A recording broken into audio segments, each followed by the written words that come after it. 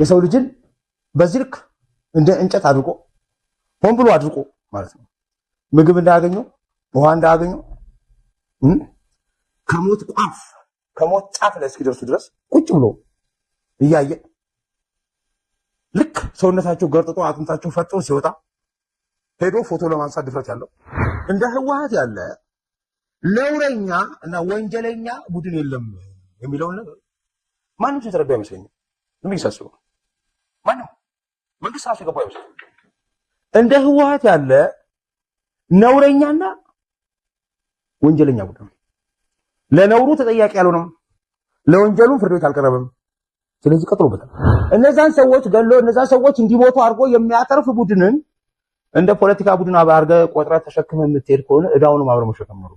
ለቅሶውንም እዛው ራስ ቻለው መከራውን ተሸከም። ህወሓትን ከተሸከምክ መከራውን አብረህ ተሸክመህ ትሄዳለህ ማለት ነው። ዘ ቬሪ ፕሮብለም በጣም መሰረታዊ ችግር ምንድነው ብለህ ካልከኝ በዓለም ታሪክ እንዲህ ያለ ቡድን ይኖራል ተብሎ ታስቧል? የለም። ህወሓትን እዶ ስታቆላብጡ ስታስሙኑ ትላላችሁ እንጂ እንደ ህወሓት ያለ ቡድን እንኳን ሰው ሳጥሬ ራሱ አቅም ማንም አቅም የትኛውም ዓለም ነው ይፈልጋል አላገኘው የህወሓታቸው ያለ ቡድን ይኖራል ብዬ አስባለሁ። ፈልገውም አላገኘው የለም።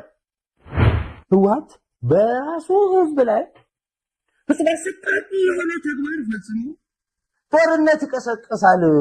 ጦርነት ለመቀስቀስ ያን አሰቃቂ ለማመን የሚከብድ እና የሚገርማችሁ ነገር ያ ነገር ምን እንደሆነ መገመት እንኳን አልችልም አልኳችሁ። መጣሁ መገመት አልችልም። ህወሓቶች የፈጸሙትን ግፍ እኔ ብነግራችሁ ለማመን ይከብዳችኋል። ሌላ ሰው ቢነግራችሁ ለማመን ይከብዳችኋል። የራሳቸው ሰዎች ሲነግራችሁ ራሱ ለማመን ይከብዳችኋል። ችግሩ ዘጋ ደብረጽዮን ወጥቶ ቢነግራችሁ ማመን ይከብዳችኋል። ለምንድን ነው? ሰብአዊነታችሁ እንድትጠራጠሩ ስለሚያደርግ ነው።